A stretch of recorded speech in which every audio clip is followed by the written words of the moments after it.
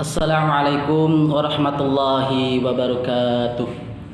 Alhamdulillahilladzi anzala hadzal Qur'an hudan linnasi wa bayyinatin minal huda wal furqan. Asyhadu an la ilaha illallah wahdahu la syarika lah. Anzalal kitaba bil haqqi wal mizan. Wa asyhadu anna Muhammadan abduhu wa rasuluhu arsala rasulahu bil huda wa dinil haqqi liyadhhirahu 'alad dini kulli walau karihal musyrikun. Allahumma shalli wa sallim wa barik ala sayyidina Muhammad wa ala alihi wa sahbihi ulil ilmi wal irfan. Amma ba'du. Seperti biasa, sebelum melaksanakan atau melanjutkan pembicaraan kali ini, marilah kita sama-sama panjatkan puji dan syukur ke Allah Subhanahu wa taala atas limpahan barokah dan rahmatnya kepada kita, serta nikmat yang luar biasa, yaitu nikmat kesehatan, nikmat keimanan, dan nikmat keislaman, sehingga hingga saat ini kita masih diberikan kekuatan untuk tetap beribadah kepadanya.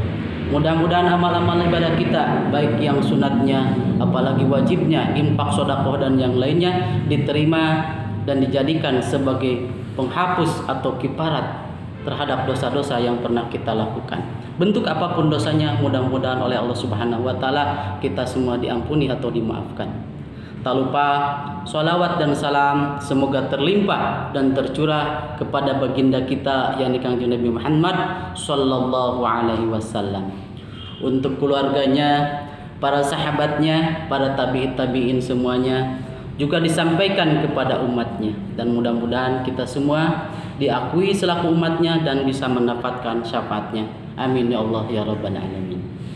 Anak-anakku sekalian, melanjutkan pertemuan yang kemarin, yang ini adalah yang kedua. Ini joki ya, bukan yang ini dihitungnya 1, 2, 3, bukan yang ketiga ya, tapi yang kedua sekarang. Materinya adalah kita patut bersyukur dijadikan umat Nabi kita, yaitu Nabi Muhammad sallallahu alaihi wasallam. Karena apa? Umat Nabi Muhammad sallallahu alaihi wasallam oleh Allah Subhanahu wa taala diistimewakan. Diistimewakan dalam bidang apa ataupun hal apapun. Diistimewakan dalam berbagai hal. Kalau kita melihat pelajaran dari nabi-nabi sebelumnya kepada umatnya, apabila umatnya melakukan maksiat atau durhaka kepada Allah Subhanahu wa taala, maka pada saat itu pula diberikan balasannya, diberikan siksaannya. Kita mendapat pelajaran dari nabi-nabi sebelumnya kepada umatnya. Ada yang melakukan durhaka kepada Allah, langsung diberikan. Ada dengan banjir, ada dengan longsor, kelaparan, kemarau dan yang lain-lainnya, langsung oleh Allah. Tetapi umat Nabi Muhammad beda.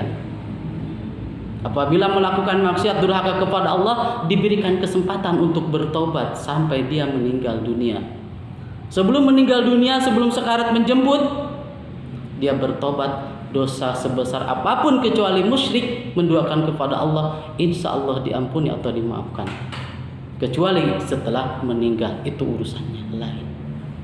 Juga diberikan panduan kehidupan yang luar biasa oleh Allah Subhanahu wa taala kepada Nabi Muhammad, berupa satu petunjuk bagaimana kehidupan di dunia untuk menuju kehidupan akhirat yang nama dengan Al-Qur'an.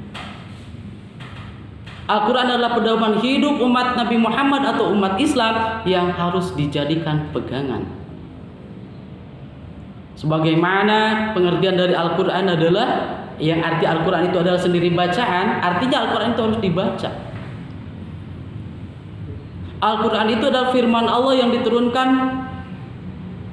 melalui malaikat Jibril kepada Nabi Muhammad, beribadah bagi yang membacanya. Ibadah luar biasa itu membaca Al-Quran. Jangankan membacanya, mendengarnya pun menjadi ibadah. Ketika ada orang yang membaca Al-Quran, kita diam sejenak mendengarkan, insya Allah mendapatkan pahala. Ya. Belajarnya pun luar biasa itu. Ya.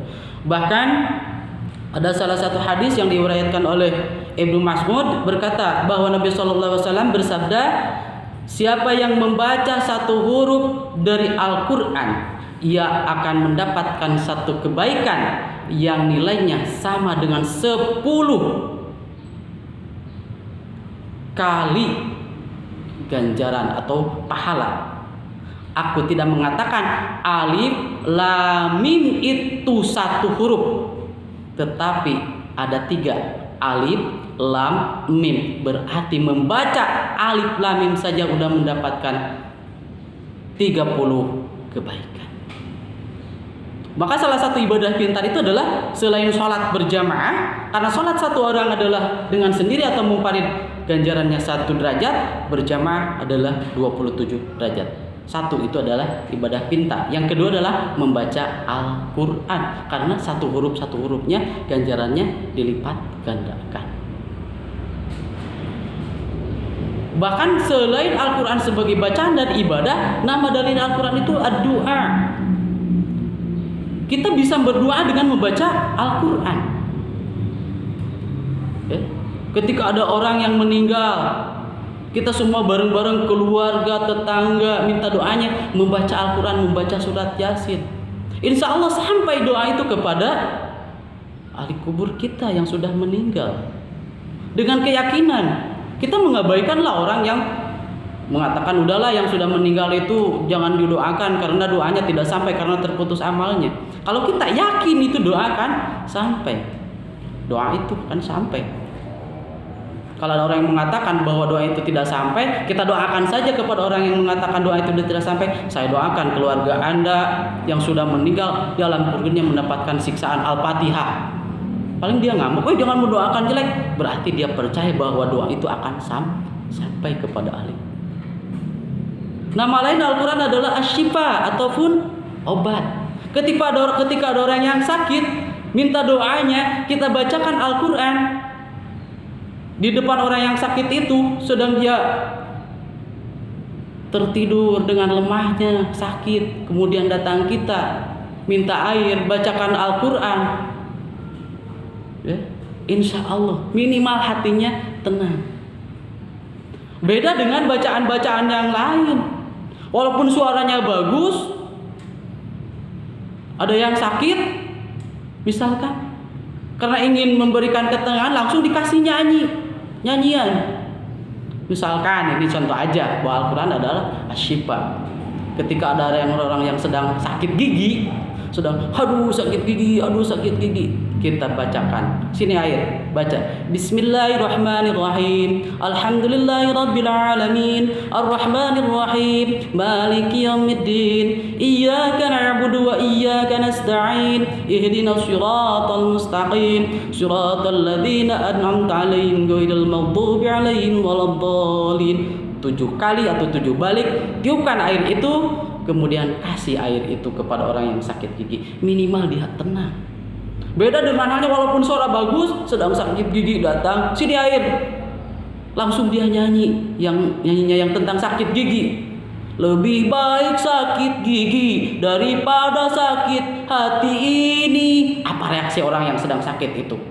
Paling temikir, batur kergering, sedang sakit gigi dinyanyiin. Walaupun penyanyinya yang terkenal kan itu, orang-orang semua pada tahu siapa itu yang menyanyikannya. Mungkin kalian anak-anak juga tahu, nggak terkenal. Maggie Z ya. Maggie Z itu saudaranya banyak sekali. Dia lahir yang terakhir. Maggie Z itu Z-nya mungkin tahu singkatannya apa? Z itu Zakaria katanya. Saudaranya banyak sekali itu. Dari A sampai Z ada 28. Maggie A. Tahu singkatan Maggie A? Yang pertama A itu Maggie A. Itu katanya singkatan dari Maggie Akaria. Karena pas lahir katanya ibunya di dalam suatu hutan melihat akar yang gede, sangat indah sekali. Karena dulu kan kasih nama itu pertama yang dilihat itu kasih nama, maka dia langsung menakan yang pertama adalah Maggie Akaria. Yang kedua lahir yang kedua namanya Maggie B. Pas melahirkan ibunya melihat gunung api meletus, keluar api.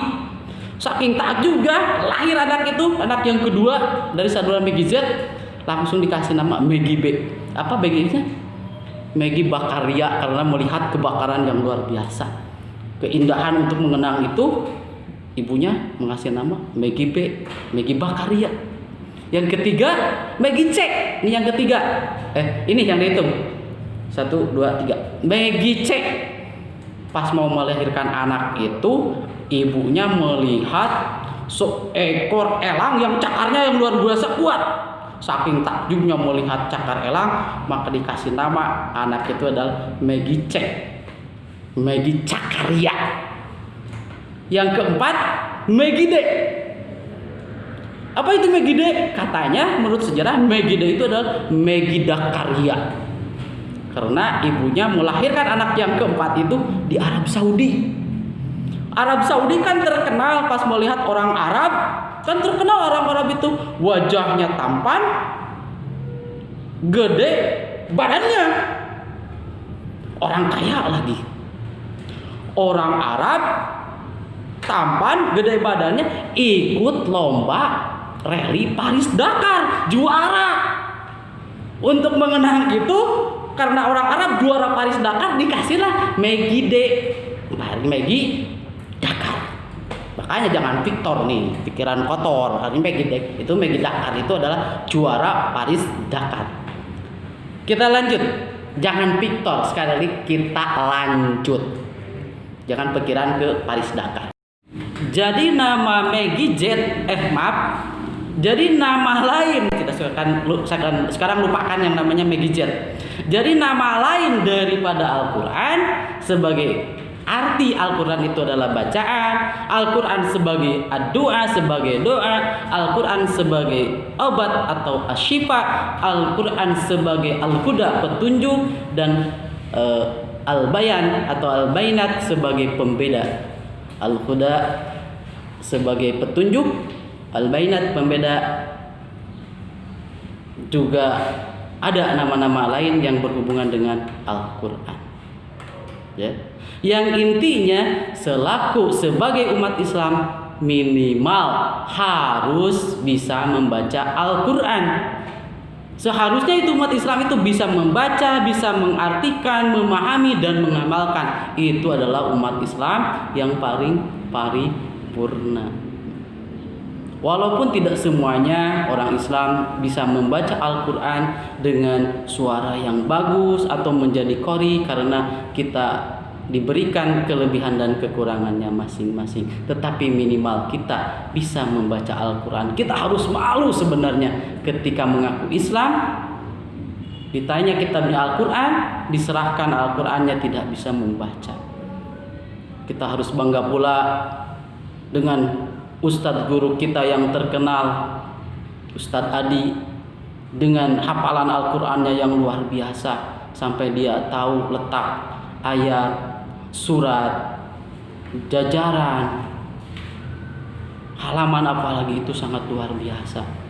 Kalau kita kan mungkin lebih baik lagi, kita bukan ayat, surat, dan letak dari jajarannya, bahkan kita hafal letak Al-Qurannya. Di mana letak Al-Qurannya? Disimpan di kamar, di atas lemari, dan sudah bulukan saking tidak dibacanya. Mulai dari sekarang, mari kita sama-sama untuk belajar Al-Quran dan membacanya. Mudah-mudahan bacaan kita bacaan Al-Quran kita diterima oleh Allah Subhanahu wa Ta'ala. Apabila ada salahnya, mohon dimaafkan oleh Allah Subhanahu wa Ta'ala. Dan mari kita sama-sama untuk belajar Al-Quran dan belajar bagaimana hidup berdasarkan Al-Quran. Dan mudah-mudahan kita pun mendapatkan syafaat dari Al-Quran, karena yakin di dalam Al-Quran, di dalam kubur Al-Quran bisa memberikan penerangan atau cahaya. Terima kasih atas segala perhatian. Assalamualaikum warahmatullahi wabarakatuh.